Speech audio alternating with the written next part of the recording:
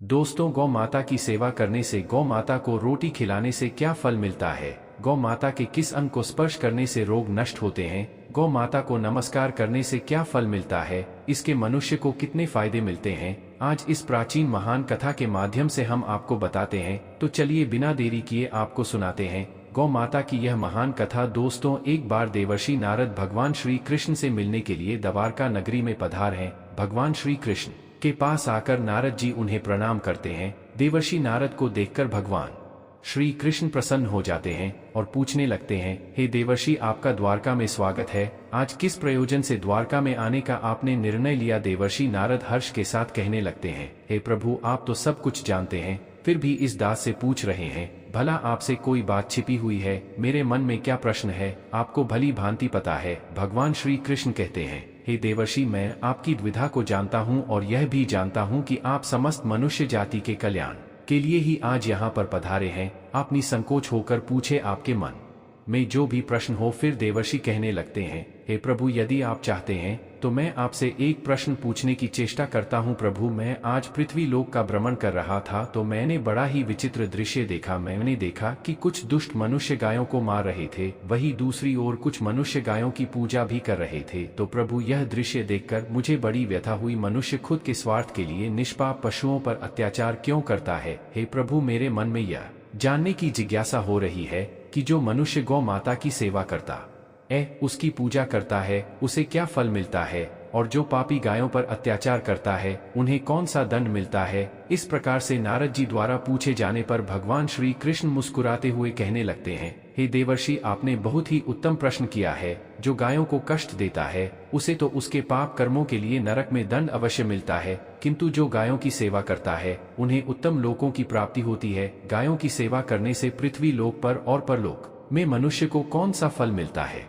मैं आपको इस कथा के माध्यम से समझाता हूँ। हे देवर्षि, आप इस कथा को ध्यान से पूरा जरूर सुने। इस कथा को जो भी मनुष्य सुनता है और इसका प्रचार करता है उसके समस्त पाप नष्ट हो जाते हैं, उसे धन धान्य की प्राप्ति होती है और मृत्यु के बाद वह मेरे धाम गोलोक में जाता है। देवर्षि कहने लगते हैं, हे प्रभु, यह मेरे सौभाग्य है कि आपके मुख से मुझे यह कथा सुनने को मिल रही है। मैं इस कथा को ध्यान से पूरा सुनूंगा और इसका प्रचार मनुष्यों में करूंगा। भगवान श्री कृष्ण कहते हैं, हे देवर्षि, प्राचीन काल की बात है। पृथ्वी लोक पर वैवस्वत मनु के वंश में एक दिलीप नाम के राजा हो गए हैं। महाराज दिलीप धर्म का पालन करने वाले गुणवान, चरित्रवान तथा महापराक्रमी थे। उन्होंने धर्म पूर्वक पृथ्वी का पालन किया और अपनी प्रजा को सदैव ही प्रसन्न रखा। उनकी प्रजा सदैव उनसे संतुष्ट रहती थी। मगध देश की राजकुमारी सुदक्षिणा महाराज दिलीप की पत्नी थी। महाराज दिलीप और महारानी दक्षिणा बड़ी ही प्रसन्नता से रहने लगे थे, किंतु अनेक वर्ष बीत जाने के बाद भी महारानी के गर्भ से कोई संतान नहीं हुई। तब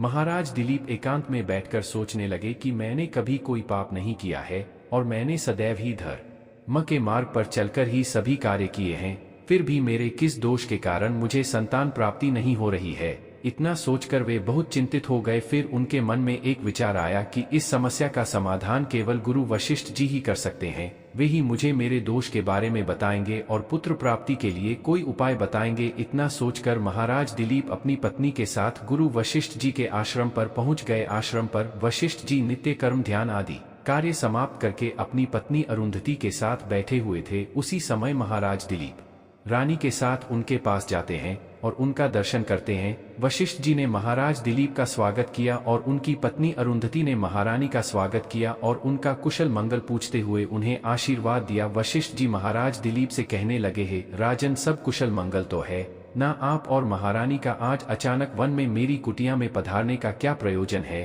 किस कारण से एक महान सम्राट को अपना राजपाट छोड़कर इस वन में आना पड़ा? श्वाकुकुल के सभी राजा महाराज पुत्र उत्पन्न करके उन्हें अपना राज्य सौंपकर तपस्या करने के लिए वन में आते हैं, किंतु आप अभी भी जवान हैं। आपने अभी अभी राज्य का कारभार संभाला है, आपने अभी तक पुत्र भी उत्पन्न नहीं किया है, फिर आप ऐसे अपना राजपाट छोड़कर वन में क्यों चले आ गए? यह आप जैसे महान सम्राट को शोभा नहीं देता है। फिर महाराज दिलीप कहते हैं, हे महर्षि, मैं आपके यहाँ पर तपस्या करने के लिए नहीं आया हूँ। गुरुदेव, मैं आपके पास सहायता मांगने के उद्देश्य से आया हूँ। कृपया आप मेरी सहायता कीजिए, मैं बहुत दुख में हूँ। फिर महर्षि अगस्त्य कहते हैं, हे राजन, आपके जैसे महान सम्राट को भला किस बात की सहायता चाहिए? आप तो स्वयं सभी की रक्षा एवं सहायता करने में सक्षम है। महाराज दिलीप कहते हैं, हे गुरुदेव, मैं आपके पास यह जानने के लिए आया हूँ कि किस दोष के कारण मुझे अभी तक पुत्र की प्राप्ति नहीं हुई है। कृपया आप अपनी दिव्य शक्ति से जानकर मुझे मेरा दोष बताइए और उस दोष के निवारण के लिए उपाय भी अवश्य बताइए। पुत्र के बिना मेरा जीवन व्यर्थ हो जाएगा, मुझे मुक्ति नहीं मिलेगी। तब महर्षि अगस्त्य कहते हैं,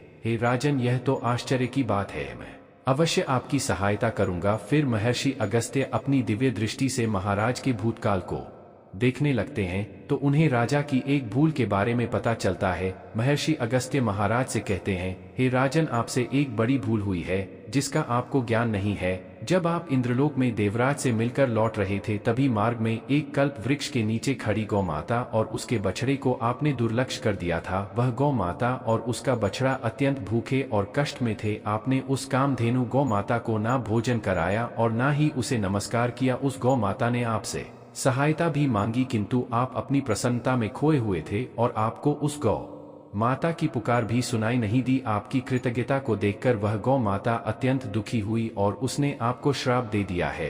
हे राजन, जो मनुष्य गौ माता को कष्ट में देखकर उसकी सहायता नहीं करता, भूखी गौ माता को भोजन नहीं कराता, उसे तो महापाप लगता है और उसी गौ माता के श्राप के कारण आपकी कोई संतान नहीं है।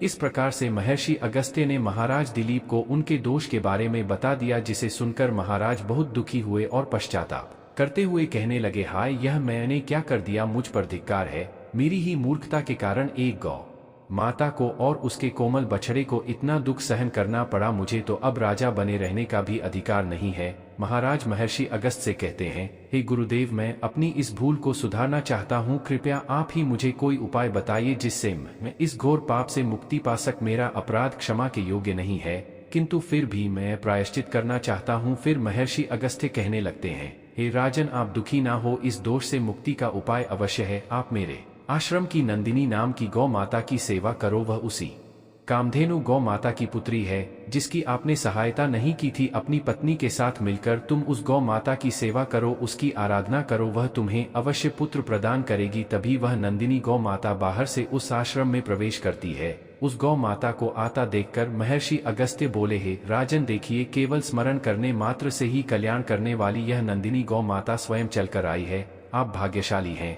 यह गौ माता निश्चित ही आपके दुख दूर करेगी। आप वन में इस नंदिनी गौ माता के पीछे पीछे चलकर इसकी सेवा करो। जंगल में रहने वाले हिंस पशुओं से इसकी रक्षा करो और आश्रम में लौट आने पर रानी सुदक्षिणा इस गौ माता की सेवा करें। इससे प्रसन्न होकर यह गौ माता तुम्हें निश्चित ही पुत्र प्रदान करेगी। फिर महाराज दिलीप ने ऐसा ही करने का वचन दिया और फिर दूसरे दिन सुबह महारानी ने गौ माता की पूजा की और महाराज उस गौ माता को चराने के लिए वन में लेकर गई। जब वह गौ माता चलने लगती तो महाराज उसके पीछे पीछे चलते इधर उधर से हरी हरी घास लाकर उस गौ माता को खिलाने लगते। जब वह गौ माता किसी वृक्ष के नीचे बैठती तो महाराज भी उसके साथ बैठकर विश्राम करते। महाराज उस गौ माता के शरीर से डांस और मच्छरों को हटाते और अपने हाथों से उसके मस्तक को सहला। इस प्रकार से महाराज उस गौ माता की सेवा में लगे रहे। जब शाम हुई तो महाराज उस गौ माता के साथ आश्रम में लौट आए। आश्रम में पहुंचते ही उस गौ माता ने अपने खुरों से महाराज पर धूल उड़ाई, जिससे महाराज का शरीर पवित्र हो गया और उसके सभी पाप नष्ट हो गए। फिर महारानी सुदक्षिणा ने आगे आकर नंदिनी की अगवानी की और विधिपूर्वक उस गौ माता का पूजन किया तथा बारंबार उसके चरणों में मस्तक झुकाया। फिर उस गौ माता की प्रदक्षिणा करके हाथ जोड़कर वह उसके आगे खड़ी हो गई। फिर उस गौ माता ने उस रानी की पूजा को स्वीकार किया और रानी पर अपनी दृष्टि डालकर उसके सभी दोष समाप्त कर दिए। गौ माता की दृष्टि पड़ते ही रानी अत्यंत पवित्र हो गई। इस प्रकार से महाराज दिलीप को उस नंदिनी गौ माता की सेवा करते हुए 20 दिन बीत गए। फिर 21वें दिन महाराज जब गौ माता को लेकर वन चले गए तो वह गौ माता चढ़ते चढ़ते हिमालय पर्वत पर चली गई और महाराज भी उसके पीछे पीछे चले गए। वहां उस पर्वत पर खड़े होकर महाराज उस हिमालय पर्वत की सुंदरता को निहार रहे थे। इतने में ही एक शेर ने आकर उस नंदिनी गौ माता को बलपूर्वक दबोच लिया। राजा को उस शेर के आने की आहट तक नहीं हुई। उस शेर के चंगुल में फंसी नंदिनी ने दयनीय स्वर से बड़े जोर से चीत्कार किया, है महाराज मेरी रक्षा करो, हे महाराज मेरी रक्षा करो। जैसे ही महाराज ने उस गौ माता की पुकार सुनी तो उन्होंने देखा कि एक भयंकर शेर ने उस गौ माता को दबोच लिया है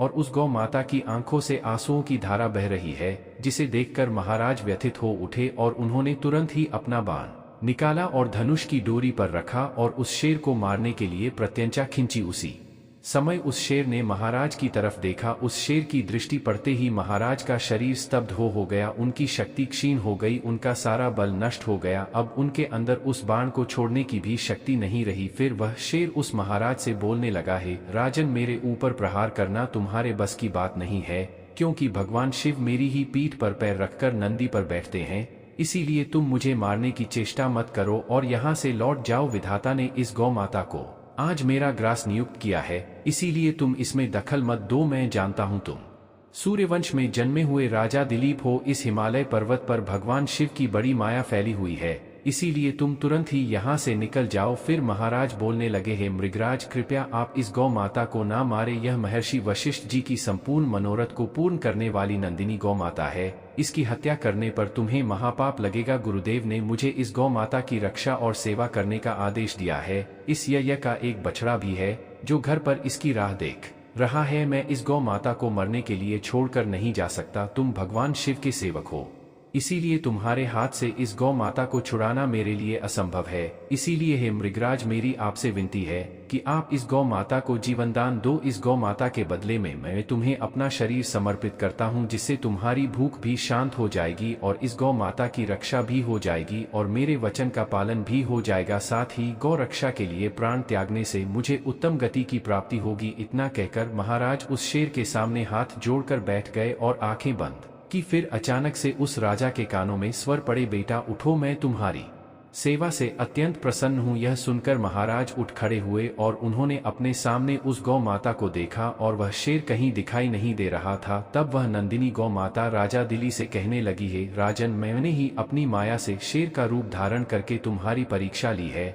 यमराज भी मुझे पकड़ने का विचार नहीं कर सकते। मेरी रक्षा के लिए तुम अपने प्राण देने के लिए तैयार थे, इसीलिए मैं तुम पर बहुत प्रसन्न हूँ। अब तुम मुझे वरदान मांगो, जो तुम्हारी मनोकामना है वह कहो, मैं अवश्य पूर्ण करूंगी। महाराज दिलीप कहते हैं, हे गौ माता, मेरे मन में जो इच्छा है आप वह अवश्य जानती होंगी। कृपया मुझे पुत्र प्रदान कीजिए, मेरी यही कामना है। फिर उस नंदिनी गौ माता ने कहा, हे बेटा, तुम पत्ते के द्रोण में मेरा दूध लेकर उसका पान करो, इससे तुम्हें अत्यंत बुद्धिमान और गुणवान पुत्र की प्राप्ति होगी। महाराज दिलीप कहने लगे, हे माता, इस समय पर मैं आपके मधुर वचन सुनकर ही तृप्त हो चुका हूँ। अब आप मेरे साथ आश्रम पर चलिए और मैं आपकी पूजा आराधना करके तथा मेरे अनुष्ठान को पूरा करके आपके अमृत समान दूध का पान करता हूँ। उसके बाद महाराज दिलीप उस गौ माता को लेकर आश्रम चले गए। आश्रम में पहुंचने पर महारानी सुदक्षिणा ने आगे आकर उस गौ माता का पूजन किया। तब उस गौ माता ने कहा, हे महारानी, आप मेरी पीठ को स्पर्श करें, इससे आपको अत्यंत गुणवान, बलवान और विद्वान पुत्र की प्राप्ति होगी। फिर महारानी ने गौ माता की पीठ को स्पर्श किया। महाराज और महारानी ने उस गौ माता की विधिवत पूजा आराधना की और उनके अमृत के समान दूध को प्रसाद समझकर ग्रहण किया। उन दोनों की प्रसन्नता देखकर महर्षि वशिष्ठ कहने लगे,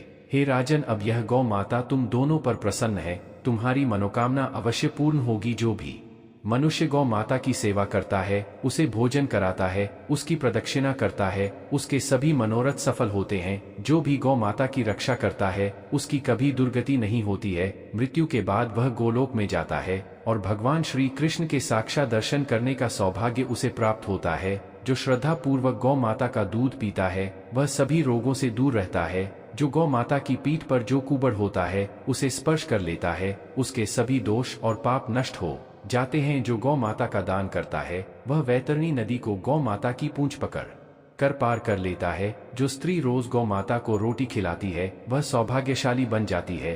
गौ माता समस्त पापों का नाश करने वाली और सभी मनोरथ को पूर्ण करने वाली है। अतः सदैव इसका रक्षण, पूजन तथा इसे भोजन कराना चाहिए। इतना करने से ही मनुष्य सभी ऐश्वर्य को प्राप्त कर लेता है, उसकी दरिद्रता समाप्त हो जाती है। फिर भगवान श्री कृष्ण कहते हैं, हे देवर्षि, इस प्रकार से महाराज दिलीप द्वारा गौ माता की सेवा करने से उन्हें एक पुत्र की प्राप्ति हुई, जिसका नाम रघु रखा गया, जिसके नाम से इस पृथ्वी पर सूर्यवंश की ख्याति हुई और बाद में उसका का वंश रघुवंश नाम से प्रसिद्ध हुआ। तो दोस्तों, आप भी नित्य गौ माता की सेवा करें, रोज गौ माता को रोटी खिलाएं, गौ माता की रक्षा करें। आपको यह कथा कैसी लगी कमेंट करके जरूर बताएं। जानकारी अच्छी लगी तो वीडियो को लाइक करें, कमेंट में जय श्री कृष्ण और जय गौ माता जरूर लिखें। साथ ही चैनल को सब्सक्राइब करें। आप सभी का धन्यवाद।